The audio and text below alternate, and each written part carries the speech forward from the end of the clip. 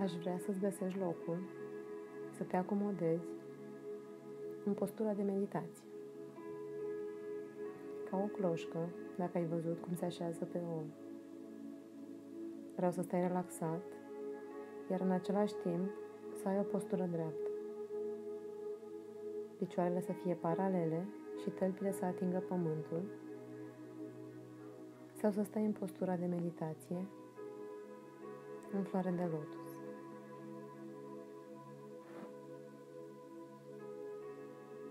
Vreau să stai drept, de la baza coloanei până în creștetul capului, ca și când cineva ar trage de un fir de ață și te-ar întinde, chiar din creștetul capului.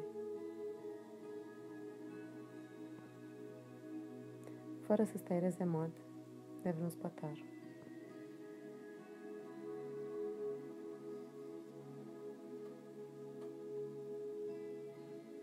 Încearcă să găsești relaxarea în această postură.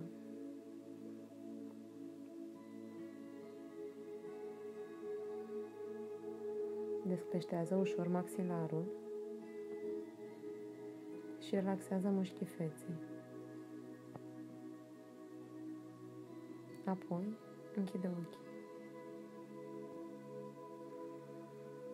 Folosește aceste momente pentru a te conecta cu corpul tău, cu spațiul în care ești, cu scaunul pe care stai.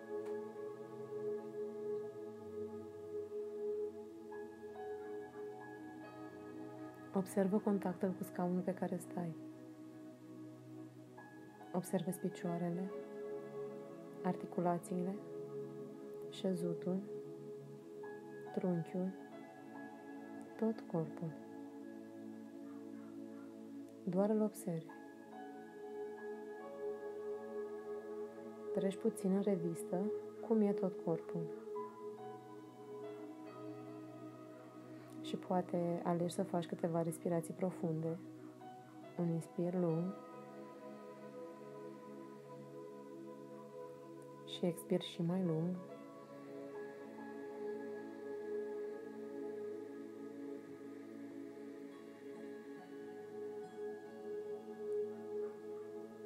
Poți număra dacă te ajută până la 5 pe inspir și până la 7 pe expir.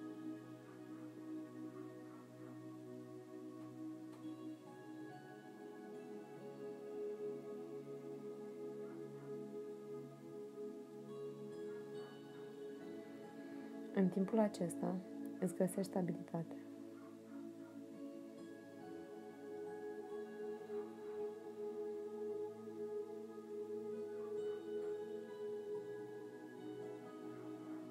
Lași apoi respirația să curgă firesc, natural, iar pe următorul inspir o să te rog să-ți amintești o situație în care ai simțit o frustrare, furie, o întâmplare recentă din zilele trecute.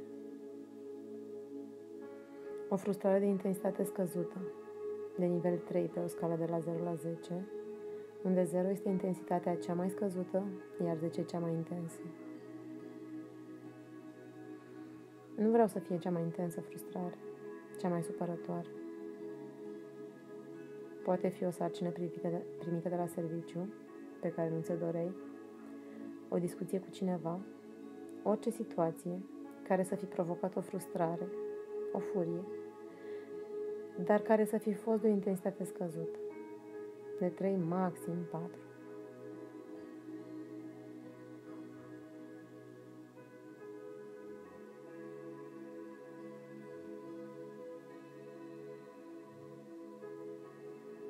Și adu-ți în minte toate detaliile acelei situații.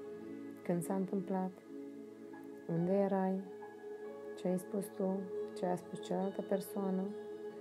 Adu-ți aminte cât mai multe detalii din povestea evenimentului respectiv și du-te cu mintea în scenariu, ca și cum ai fi din nou în povestea acelui moment.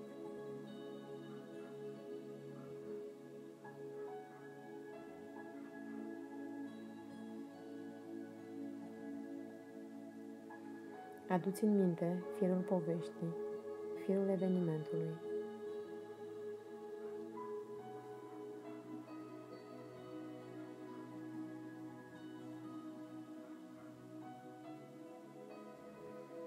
Poate ți amintești ce ai gândit în momentele respective și poate nu ai putut să spui sau ai ales să nu spui. Poate ți amintești ce ai simțit în corp la momentul respectiv.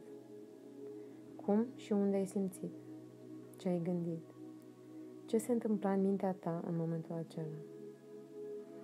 Ce ți-ai spus tu despre situație, cum ai analizat la momentul respectiv evenimentul, situația. Lasă evenimentul să mai ruleze un pic în mintea ta.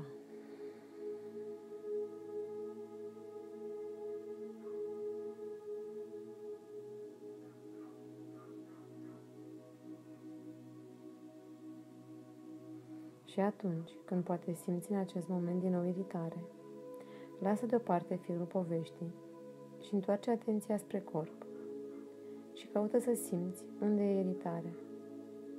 Unde o simți în corp?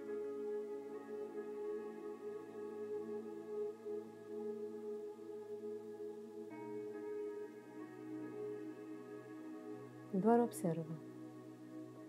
Observă dacă a apărut vreo senzație de tensiune sau de tremurat sau de ușoară vibrație sau de temperatură.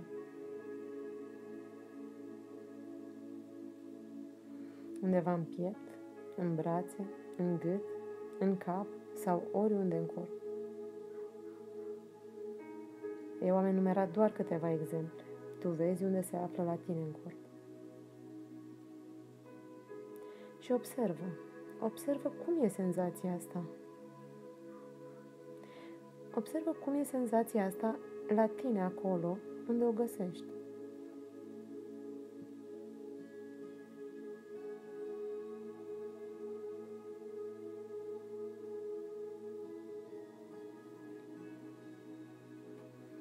Observă și explorează cu foarte mare curiozitate și cu toată deschiderea.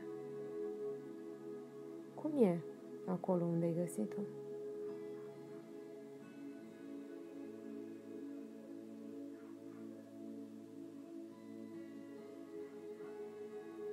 Și apoi, cu următoarea respirație, observă și ce altceva mai simți în corp.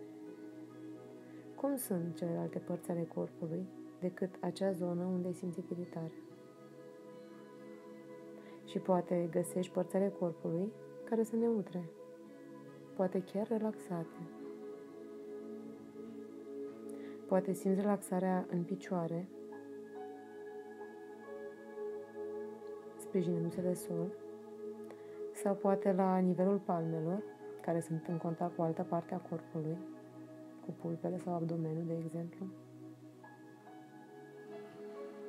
Creează puțin spațiu în jurul acelei iritări și observă restul corpului. Cum e restul corpului?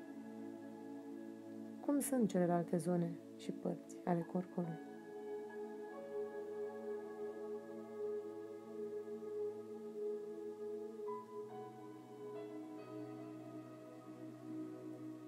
Și lași și mai mult spațiu în zona frustrării, furiei și urmărești la nivelul nasului ce se întâmplă pe fiecare inspir și expir la nivelul nărilor.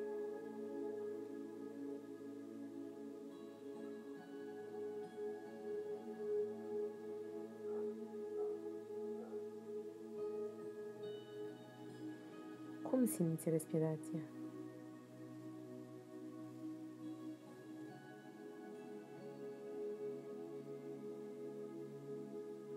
Iar dacă asta ți-e greu să faci sau nu ai găsit în corp o zonă care să fie relaxată, poți să-ți îndrepți atenția în momentele următoare spre sunete.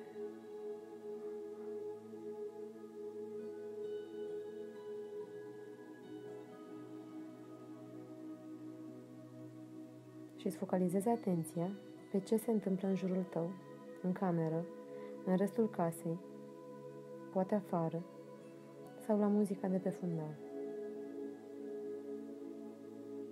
Și rămâi câteva momente urmărind sunetele sau dacă ai găsit o zonă din corp relaxată, rămâi cu atenția pe zona respectivă, pe senzațiile din zona respectivă.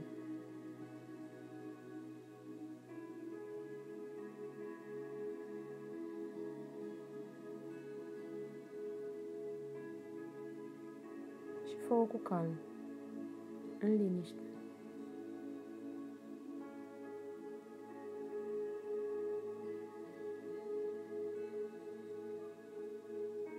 Iar dacă mintea fuge la situația care te-a iritat, la povestea care ți-ai amintit-o, când îți dai seama că faci asta, cu foarte mare blândețe, întoarce-te către corp.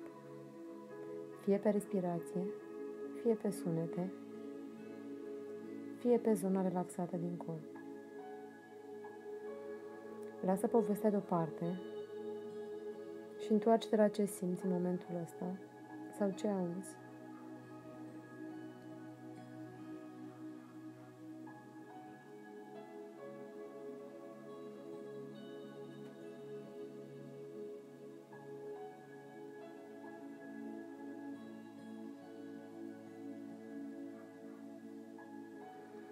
Și dacă ai reușit să găsești această abilitate care în mintea ta urmărește sunetele sau senzațiile din corp sau respirația la nivelul nasului, întoarce-te și experimentează încă puțin iritare, acea frustrare sau furie.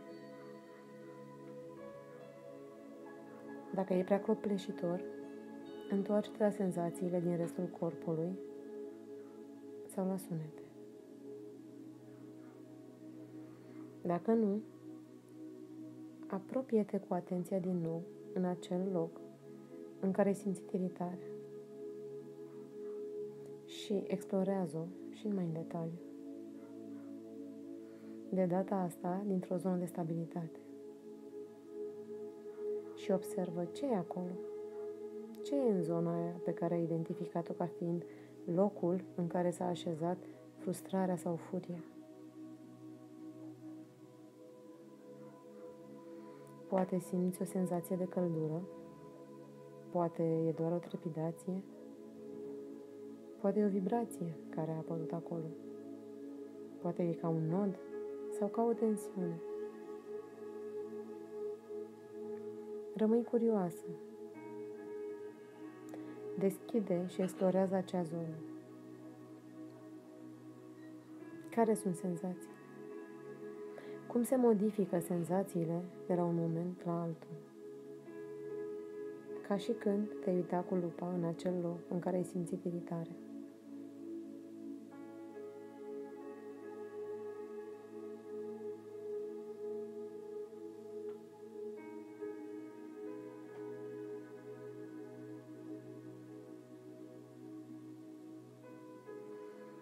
Investighează conținându-o, ca și cum ai ține în brațe senzația aia cu multă grijă.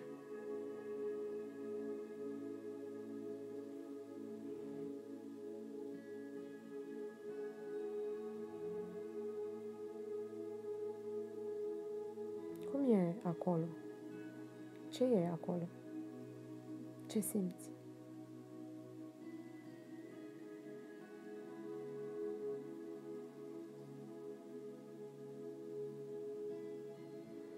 Rămâi cu atenția pe partea aia din corp, unde a apărut iritarea, și explorează dintr-o zonă stabilă, de calm.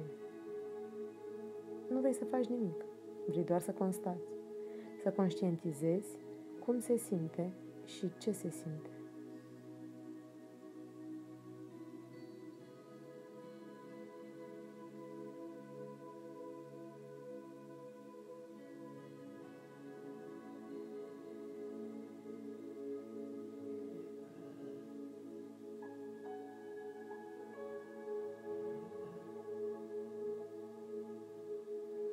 Și merge mai departe și observi dacă mai e și altă emoție prezentă.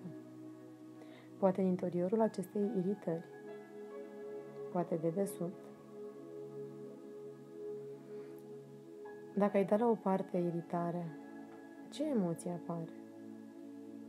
Ce este sub frustrare? Ce este sub furie? Poate vreo dorință? Poate frică? Teamă? Poate tristețe? Durere? Ce altă emoție mai e prezentă? Ce mai apare? Observă și constată. Nu te gândi cognitiv la asta. Nu vrem să înțelegem la nivel rațional. Vrem doar să simțim. Lăsăm corpul să ne spună. Nu vrem să înțelegem la nivel rațional. Vrem să simțim. Lăsăm corpul să ne spună.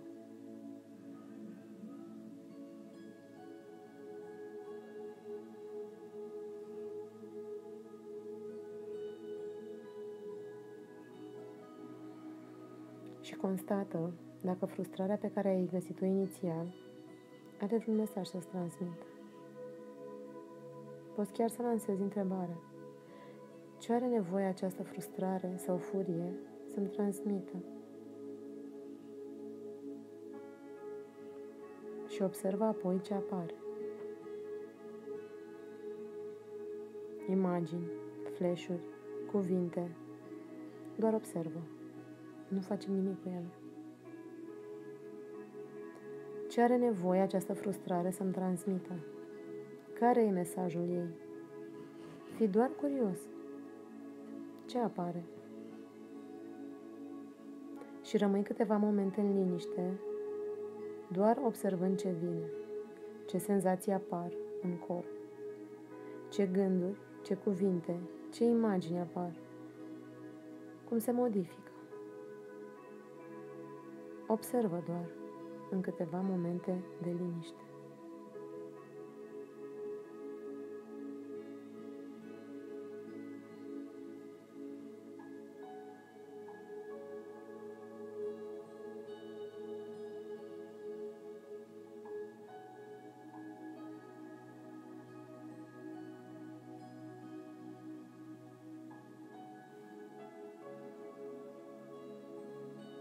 Iar la finalul practicii, vezi ce apare. Vreun insight, vreun impuls despre ce ai putea face să-i răspunzi acestei frustrări sau furii. Și poate apare nevoia de a face ceva pentru tine, concret, o acțiune, să te plimbi, să te odihnești, să faci ceva pentru tine, sau poate intenția să ai o discuție cu cineva. Doar observă dacă apare vreo determinare în mintea ta, dacă vrei să răspunzi cumva acestei frustrări.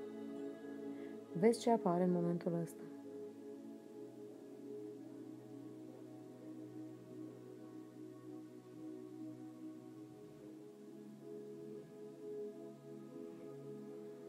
Și apoi ne întoarcem câteva momente din nou atenția pe corp, pe tot corpul, pe cum îl simți în acest moment. Cum simți contactul cu scaunul, articulațiile mâinilor, articulațiile picioarelor, trunchiul. Tragi aer adânc în piept de 5 ori și expiri ușor. Iar când ești pregătit, poți deschide ochii și reveni aici și acum.